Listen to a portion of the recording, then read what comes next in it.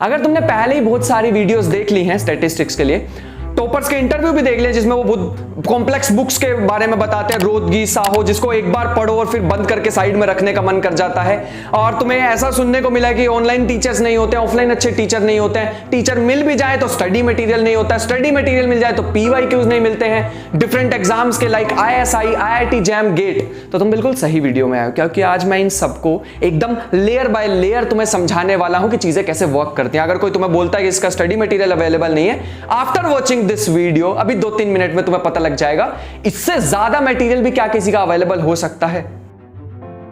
देखो, सबसे पहले यही आना चाहिए कि बुक्स, साहो की बुक, रोदगी की बुक, ये बुक, वो बुक, स्टैटिस्टिक्स के यहां से मटेरियल, वहां से मटेरियल, कुछ नहीं करना होता। स्टैटिस्टिक्स में बेस बनाना होता है। जितना डीप जाने की कोशिश करोगे स्टार्टिंग में, उतना ज्यादा फंसते जाओगे। मैंने अपने पीछे भी लिखा हुआ है।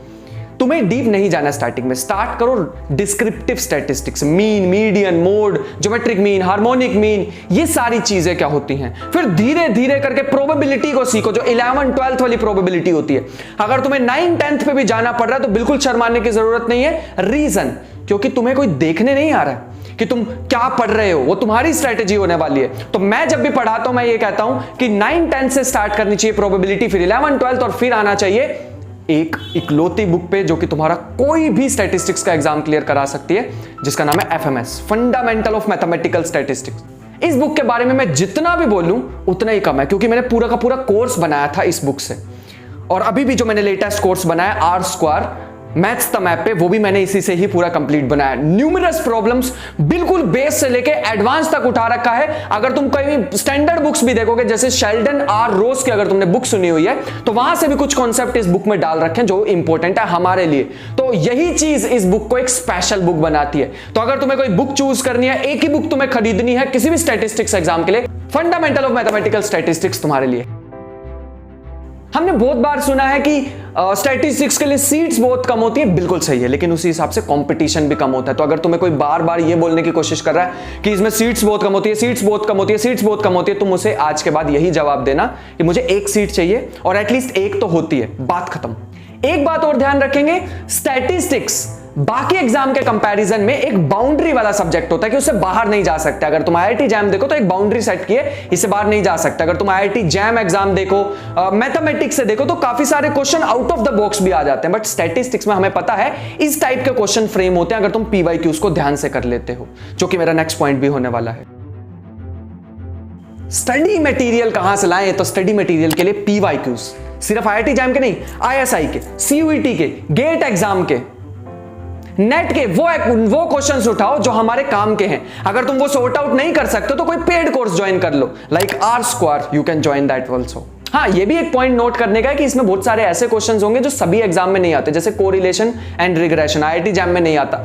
उनको छोड़ के अगर तुम बाकी सारे क्वेश्चन का भी एक इंटरसेक्शन, एक क्वेश्चन बैंक बना लेते हो, तो तुम्हारे पास बहुत सारे क्वेश्चंस कलेक्ट हो जाएंगे जिसके तुम प्रैक्टिस कर सकते हो और एग्जाम में फोड़ के आ सकते हो।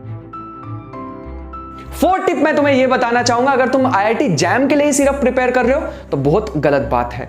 अगर तुम IIT JAM की प्रिपरेशन कर रहे हो तो साथ में तुम्हारा गेट भी कवर हो सकता है, 1-2 एक्स्ट्रा टॉपिक करके, तुम्हारा ISI भी कवर हो सकता है। और अगर स्टैटिस्टिक्स की बात करें तो IIT से बियॉन्ड अगर मैं बात करूं तो ISI, इंडियन स्टैटिस्टिकल इंस्टीट्यूट, उसके लिए भी जरूर प्रिपेयर करना चाहिए। मैं ऐसा नहीं कह रहा हूं कि IITs के कंपैरिजन में वो बिल्कुल ही बियॉन्ड हो गया, बट हाँ, वो भी एक ऑप्शन रहता है और थोड़ा सा ऊपर तो है ही IITs से। लास्ट सबसे इंपॉर्टेंट टिप मैं तुम्हें यह बताना चाहूंगा, अगर तुम स्टार्टिंग में ही बहुत डीप चले जाओगे, जो कि अभी मैंने शुरुआत में भी बताया, तो बहुत ज्यादा गलत बात होगी। सबसे पहले तुम्हें मैथमेटिक्स प्रिपेयर करनी चाहिए। अगर तुम्हारे पास अभी नोटबुक पेन है तो जल्दी लिख लो मैथमेटिक्स के कौन कौन से टॉपिक करने चाहिए। लीनियर अलजेब्रा, जिसमें तुम्हें मेनली वेक्टर स्पेस की डेफिनेशन आनी चाहिए और मैट्रिसेस वाला पार्ट।